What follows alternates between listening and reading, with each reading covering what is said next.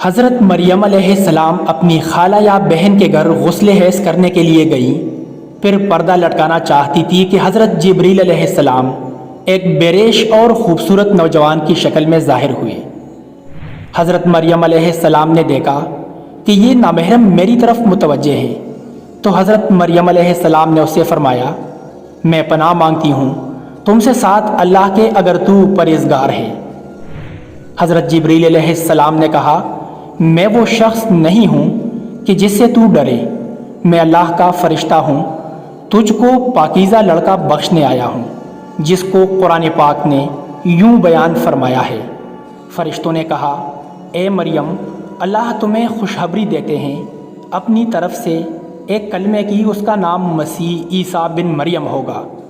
وہ دنیا اور آخرت میں مرتبے والا ہوگا اور اللہ کے قریبی بندوں میں سے ہوگا۔ لوگوں سے باتیں کرے گا جب جولے میں ہوگا اور جب پوری عمر کا ہوگا، اور وہ نیک بندوں میں سے ہوگا۔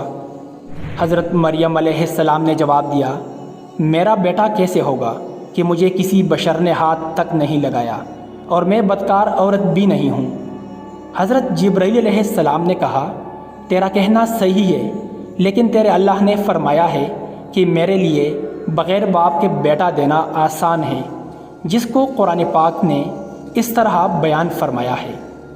مریم نے کہا، اے میرے پیارے رب، میرے یہاں لڑکا کیسے ہوگا جب کسی مرد نے مجھے ہاتھ تک نہیں لگایا ہے؟ اللہ نے فرمایا، اسی طرح اللہ پیدا کرتا ہے جو چاہتا ہے، جب وہ کسی کام کا فیصلہ کر لیتا ہے تو اس کو کہتا ہے ہو جا، بس وہ ہو جاتا ہے۔ بی بی مریم علیہ السلام کو اسی وقت اتنی بڑی بشارت دی گئی کہ وہ نبی ہوگا، بنی اسرائیل اور تورات و انجیل کا عالم ہوگا، اور وہ بڑے معجزوں والا ہوگا، جس کو قرآن پاک نے یوں بیان فرمایا ہے، اور اللہ اس کو کتاب اور حکمت اور تورات اور انجیل سکھائے گا، اور وہ رسول ہوں گے بنی اسرائیل کی طرف۔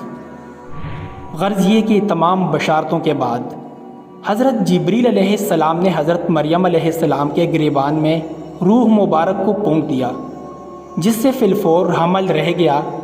حضرت مریم علیہ السلام فرمایا کرتی کہ دوران حمل تنہائی میں حضرت عیسیٰ علیہ السلام مجھ سے باتیں کرتے تھے اور مجمع میں خدا کی تسبیح بیان کرتے تھے، حالانکہ آپ علیہ السلام ابھی پیٹ میں تھے۔ حضرت مریم علیہ السلام اور آپ کی خالہ صاحبہ جب آپس میں ملاقات کرتی تھی تو ایسا معلوم ہوتا کہ خالہ کے پیٹ کا بچہ یعنی حضرت یحییٰ علیہ السلام بانجی کے بچے یعنی حضرت عیسیٰ علیہ السلام کی طرف جھکتا ہے، یعنی سلام کرتا ہے۔ یوسف نجار جو بی بی مریم علیہ السلام کے ماموں کا بیٹا تھا، وہ بیت المقدس میں عبادت کرتا رہتا تھا اور کبھی کبھی حضرت مریم علیہ السلام کو خالہ کے پاس پہنچ جاتا تھا۔ جب حمل کی حالت سے آگاہ ہوا تو اس نے بھی تحقیقات کی، تو حضرت مریم علیہ السلام نے تمام واقعہ بیان کر دیا۔ جب ولادت کا وقت آ گیا تو حضرت مریم علیہ السلام کو قدرتی ندا ہوئی کہ اس شہر سے باہر چلی جاؤ، اگر تیری قوم تجھ کو اس کے وضع پر دیکھے گی تو تجھ کو اور تیرے فرزند کو قتل کر ڈالے گی۔ حضرت مریم علیہ السلام بموا یوسف نجار بیت المقدس سے روانہ ہو گئی۔ حضرت جبریل علیہ السلام اس کی راہ پر تھے۔ جب 2 فرسنگ راہ قطع کی تو بیت اللہ میں پہنچے، وہاں بشدت درد سواری سے اتری اور پشت مبارک ایک خشک خرمے سے لگا بیٹھی۔ تفسیر حقانی میں ہے کہ ایک پرانا مکان تھا جس میں خشک کھجور کا ایک درخت تھا، جس سے ٹیک لگایا پھر بغیر تکلیف کے حضرت عیسیٰ علیہ السلام پیدا ہوئے۔ اس وقت حضرت مریم علیہ السلام نے عرض کیا کہ اے کاش میں اس حال سے پہلے ہی مر جاتی۔ حق تعالیٰ نے ملائکہ کو بھیجا، وہیں ان کے پاؤں کے نیچے ایک پانی کا چشمہ ظاہر کر دیا۔ ملائکہ نے حضرت عیسیٰ علیہ السلام کو غسل دیا، اور حضرت جبریل علیہ السلام بحکم رب خلیل نے دادی کہ اے مریم، غمگین مت ہو، اللہ نے تیرے لیے نہر جاری کی ہے اور خشک درخت کو سرسبز کیا ہے۔ اب تو خرمے کی شاخ کو ہلا، وہ تجھ پر تازہ خرمے گرائے گا، تو تازہ خرمے کا اور پانی پی، اور بیٹے کے دیدار سے اپنی آنکھیں ٹھنڈی کر۔ حضرت مریم علیہ السلام نے کہا، اگر لوگ مجھ سے پوچھیں کہ یہ بچہ کہاں سے لائی ہے تو میں کیا جواب دوں گی؟ حضرت جبریل علیہ السلام نے کہا، اگر تو کسی کو دیکھے تو اشارے سے کہہ دینا کہ میں نے خدا کے لیے روزہ نظر کیا ہے کہ کسی بنی آدم سے بات نہ کروں گی۔ اس زمانے میں کھانے اور پینے کے علاوہ باتوں سے بھی روزہ ہوتا تھا، جس کو قرآن پاک نے یوں بیان فرمایا ہے، مریم علیہ السلام نے اس حمل اٹھا لیا اور وہ اس کو لے کر ایک دور کی جگہ چلی گئی۔ پھر درزہ اس کو کھجور کے درخت کی طرف لے گیا۔ اس نے کہا کاش میں اس سے پہلے مر جاتی۔ پھر مریم علیہ السلام کو اس نے نیچے سے آواز دی کہ غمگین نہ ہو، آپ کے رب نے آپ کے نیچے ایک چشمہ جاری کر دیا ہے، اور آپ کھجور کے تنے کو اپنی طرف ہلائیے، اس سے آپ کے اوپر پکی ہوئی کھجوریں گریں گی، پس کھاؤ اور پیو اور آنکھیں ٹھنڈی کرو۔ پھر اگر تم کوئی آدمی دیکھو تو اس سے کہہ دو کہ میں نے رحمان کا روزہ مان رکھا ہے، تو آج میں کسی انسان سے نہیں بولوں گی۔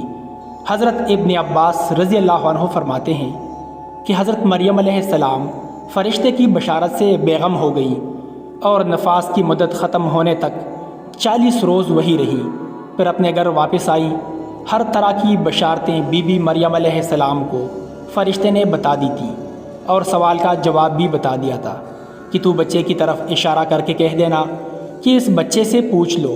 بنی اسرائیل نے یہ صورتحال دیکھ کر بڑے غصے سے کہا کہ یہ کیا برا کام تو نے کیا ہے، اے ہارون کی بہن، یعنی تو ہارون علیہ السلام کی طرح عبادت کرتی تھی اور تیری ماں بھی بدکار نہ تھی۔ حضرت مریم علیہ السلام نے حضرت عیسیٰ علیہ السلام کی طرف اشارہ کیا کہ اس سے پوچھ لو۔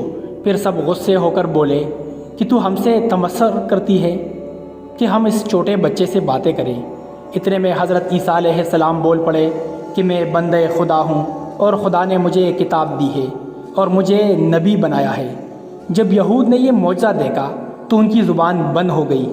چنانچہ ارشاد ہے، پھر اس کو گود میں لیے ہوئے اپنی قوم کے پاس آئی۔ لوگوں نے کہا اے مریم، تو نے تو بڑا طوفان کر ڈالا۔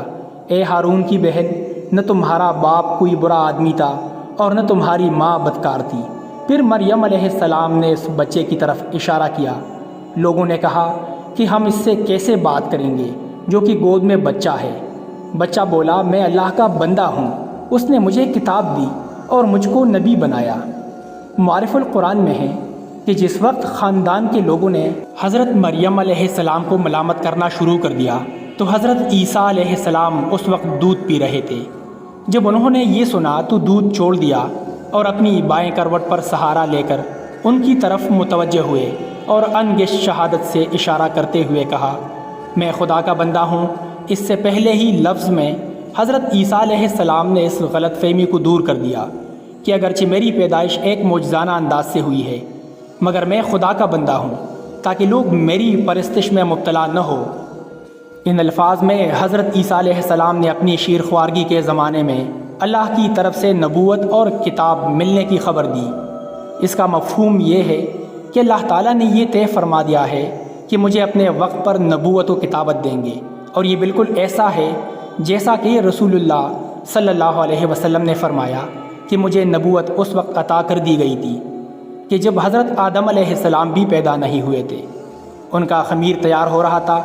اس کا مطلب بھی ظاہر ہے کہ اس کے سوا نہیں کہ عطا نبوت کا وعدہ جو حضور علیہ السلام کے لیے قطعی یقینی تھا، یہاں بھی اسی یقین کو عطائے نبوت کے لفظ ماضی سے تعبیر کر دیا گیا ہے۔ عطائے نبوت کا اظہار کرنے سے ان لوگوں کی بدگمانی رفع کر دی گئی کہ میری والدہ پر بدکاری کا الزام لگانا سراسر غلط ہے، کیونکہ میرا نبی ہونا اور مجھے رسالت کا ملنا اس کی دلیل ہے کہ میری پیدائش میں کسی گناہ کا دخل نہیں ہو۔